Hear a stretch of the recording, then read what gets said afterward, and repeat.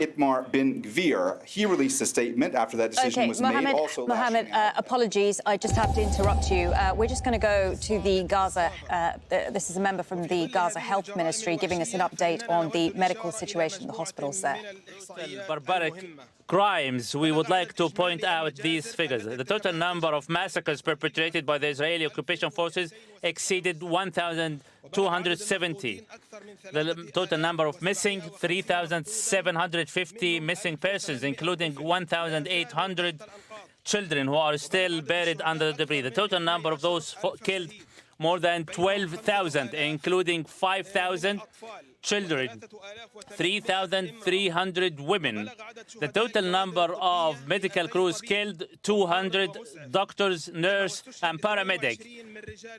222 from the civil defense teams, in addition to 51 journalists and media representatives.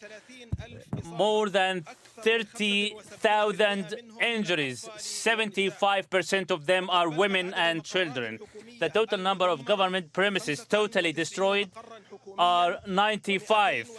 255 school buildings, including 63 school buildings that are totally out of operations. The total number of mosques totally destroyed stand at 67 mosques, in addition to 165 mosques partially damaged, in addition to 3 churches. As the Israeli occupation forces continue to bombard hospitals and threaten medical crews as a result of the Israeli war, 25 hospitals are now, together with 250 medical facilities, are out of operation. 55 ambulances were destroyed. In their war on hospitals, the Israeli occupation forces come out with false reports and fabricated media reports alleging that these medical facilities house weapons or militants.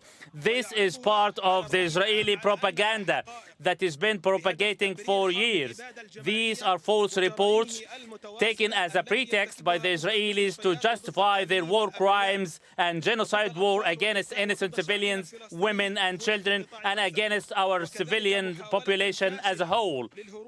This is also an attempt to escape any future incrimination. We reiterate that all the hospitals and medical facilities provide nothing but health care services, and the false allegation propagated by the Israelis that these facilities are housing military infrastructure are false reports, groundless and baseless. The health ministry in Gaza Strip have always repeatedly demanded all the international organizations and all those concerned to form technical teams to carry out inspection visits to all the medical facilities in order to prove and refute the false allegations raised by the Israelis for years. We once again appeal to the international community and world organizations to exercise pressure to have al-Shifa hospitals released from the shackles of the Israeli occupation forces, and to cause the tanks, soldiers to leave the compound with the fuel supplies be delivered immediately so that these facilities and medical crews be able to stand back on their feet, resume their professional humanitarian duties. And we hold the Israeli occupation forces, the U.S. administration, and the U.S. president in person, together with the international community, as liable for the safety and the well-being of our medical crews, patients and victims, and also innocent civilians inside al-Shifa hospital. Once again, we demand that Rafah crossing point be opened for the immediate and swift and uninterrupted delivery of relief aid, fuel, food supplies, and medical supplies. The Israeli occupation forces would like to torpedo the entire health sector in Gaza and to deprive more than 2 million people inside Gaza from their basic necessities, let alone the medical supplies needed.